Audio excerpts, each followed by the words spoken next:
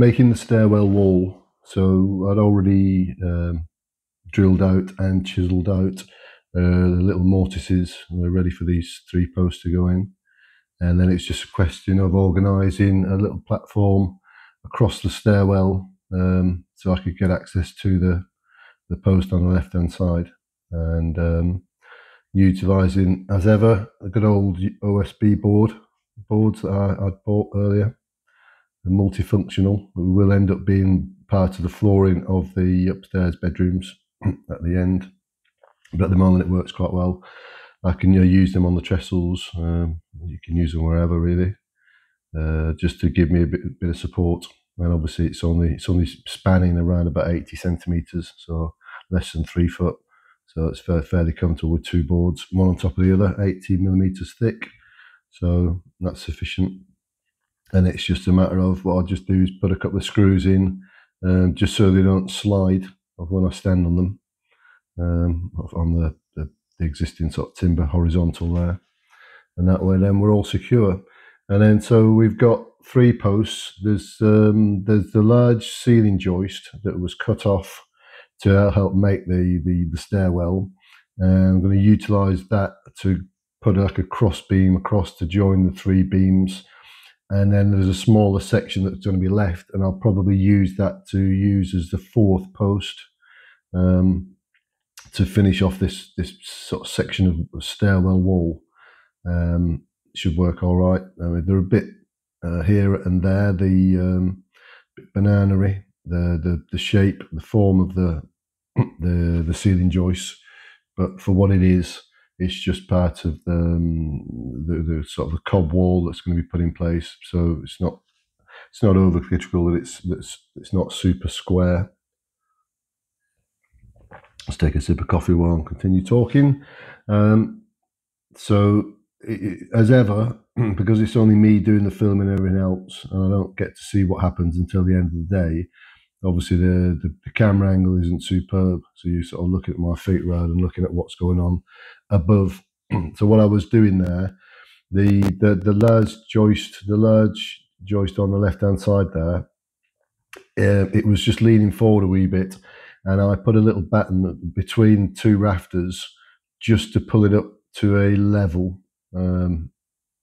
And so the batten's just sort of temporary in place just until I get all the other fixings in, and that just keeps that post level and stops it from wanting to sort of edge forward a little bit. It's not going to fall out of the mortise, but it's ideally when you're putting things together, you want them all fairly plumb, so you can start getting your fixings in place and that.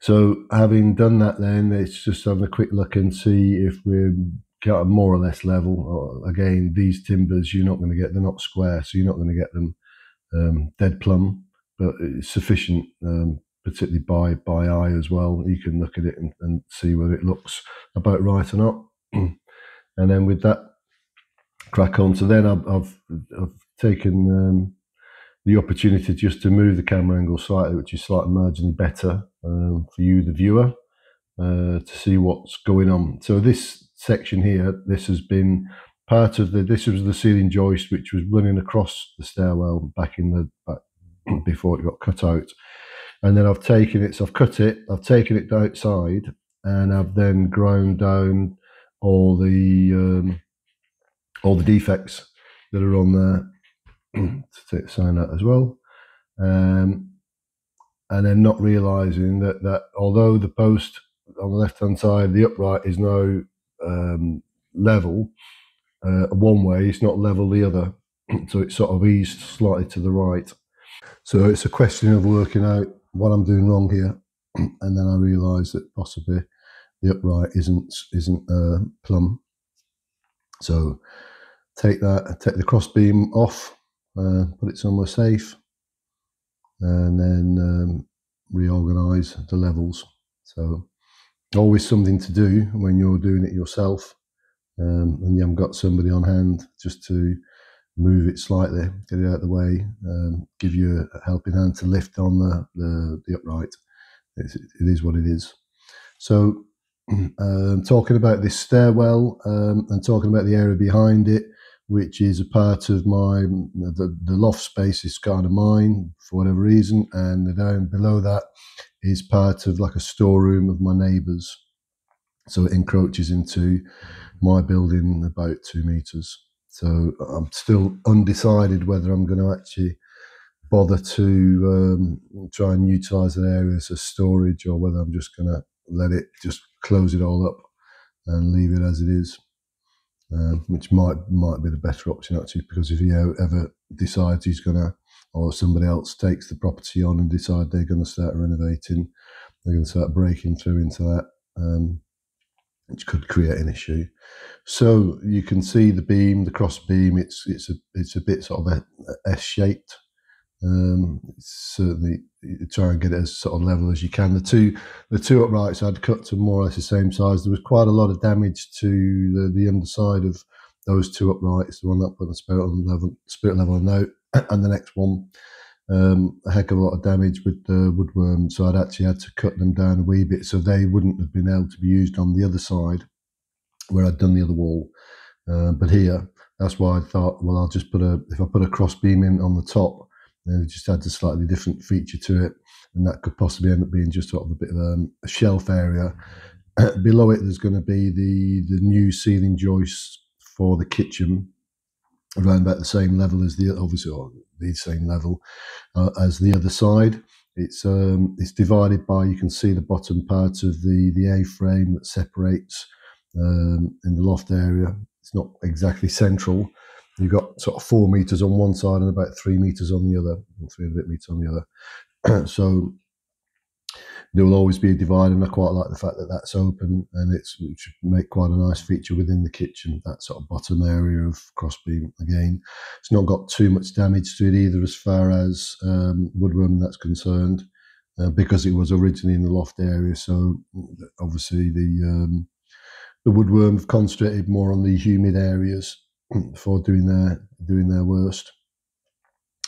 So now what I'm doing, I'm just because nothing's quite square and plumb on this thing, I'm just trying to mark off the upright, the cross beam again, and just going to try and chisel out a wee bit of it just so it sits marginally better on the two posts.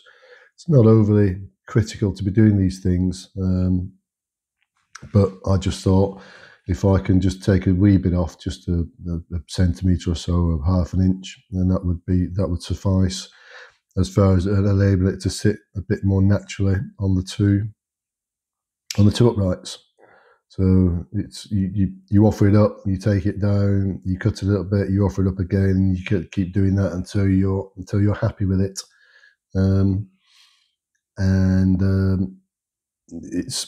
it should make, I say, it should make quite a nice little feature, just as you're going up the stairs, and you see the old timbers in that.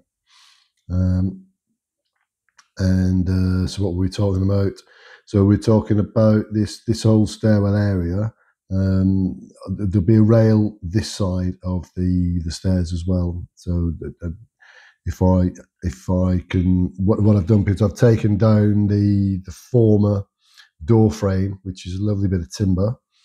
On a previous video, I could possibly cut that in two, or rip it down the center because it's very, very thick, and I could use that as a newel post top and bottom to run a rail right the way up there, and then that way when my friend the former mayor Roger comes again, he'll be able to climb up the stairs and descend the stairs a wee bit more comfortably, have something to hold on to. So again, the angle of the camera isn't superb, so because it's me filming, or it's just on a tripod, things are going on there that you can't actually see. What I'm doing is I'm just sort of sawing off a little bit and then chiseling out between the 2 points. So I've marked either side of the upright, cut it a wee bit with the saw just to give it a finished edge, and then just chisel a wee bit off either side, and then offer it back up and see how we get on. So yeah, so we got the ceiling that would be below about 30 centimeters, about a foot below the top of these two uprights, and so the top area of it could be like a little shelf area that runs back to where the rafters are. But again, it's these are sort of design features you can do nearer the time, as in when you're closing up the area. It's more a question of trying to get whatever wall you can get in with the old beams before I get all the delivery of the rails, the metal rail and the metal montants, which are the uprights, to put all that together to form the bedrooms and the other side of the bathroom or the shower room. So I'm trying to utilise, and again, if you can use the stuff up, then it's out of the way. So it's not sort of lying around, because for several weeks those beams were just sitting downstairs or laying against the wall by the front door. So it's good actually to get them in place now, because now it frees up the area a little bit downstairs, and the second part of the ceiling joist, which is still on the floor downstairs, if that gets utilised as well, then that's out of the way as well. And then using up some of the batten to close up between each of these timbers, so that's utilising some of that as well, and some of the old batten that was in the walls previously. And it's just getting organised. It's just getting as organised as possible to progress the job.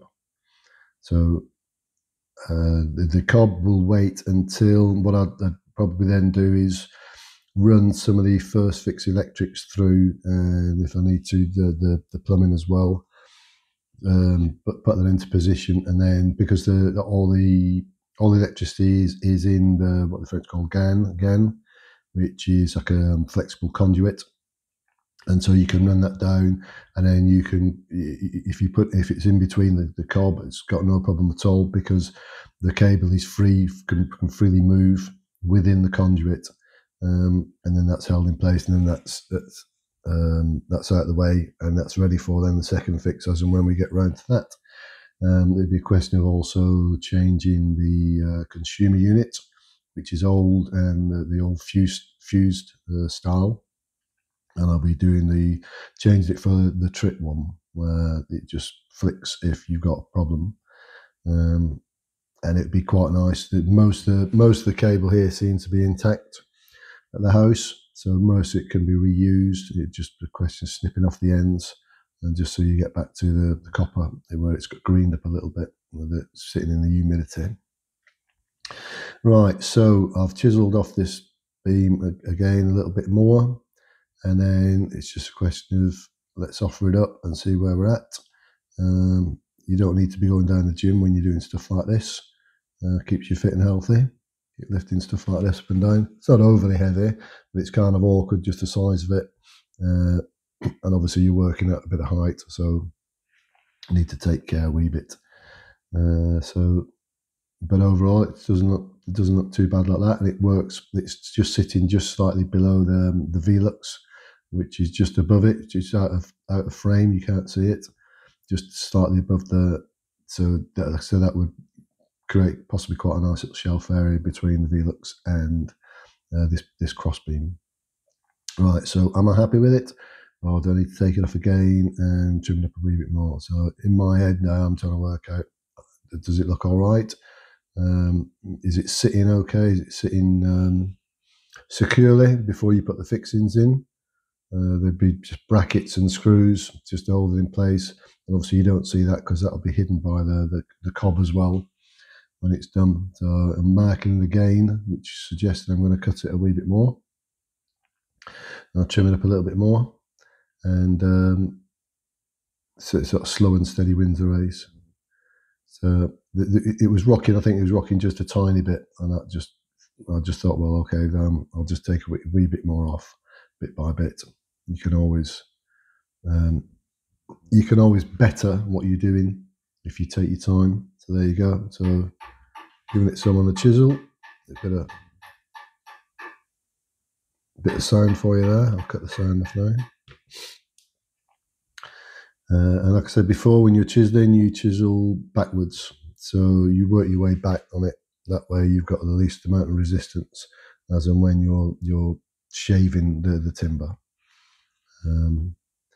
And we weren't talking about a great amount here. We were just talking about maybe a centimetre or so on one corner, on one side, just to get it so that it sits slightly better. Because although you can't see it with the two uprights there, at the rear of those two uprights, it starts to drop away. So you've got maybe a centimetre and a half where it's flat, and then behind that it sort of falls away because, like I said, there was a lot of damage to those uprights. So it needs to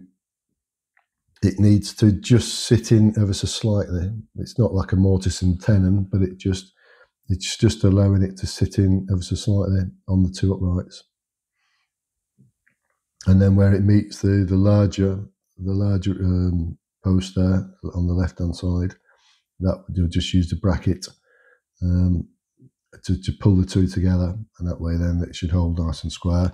And obviously on the right hand side, I can fix into where there's part of the airframe. It's just touching, again, a couple of centimetres. It's just touching into the wood, so it means I can put a fixing into there as well and bond that together. Right, so these things all take a X amount of time to do, and obviously there's no actual provision for it. It's just when you're doing the renovation, normally I just decide that in the morning, right, so this is what I'm going to have a go at today and see how we get on. And that way, if you achieve what you achieve, it's fine, and if not, you come back the next day and you continue doing it. So these things generally don't take a vast amount of time to do. Maybe it took a couple of hours in total to put these in place, but it's helping to advance the job bit by bit. So we're going to look at it in a moment from the downside. So this is from sort of the bedroom area where you're looking at it, and then we'll have a quick look at it, what it looks like when you're in the kitchen if you were looking up. And you can see there, doesn't look too bad at all actually. And you'd only actually see those three anyway from the kitchen, because there'll be a return where the neighbour's property starts. So upstairs you'd have the full wall scene, and on this side you'd just have this part. Anyway, thanks ever so much for watching.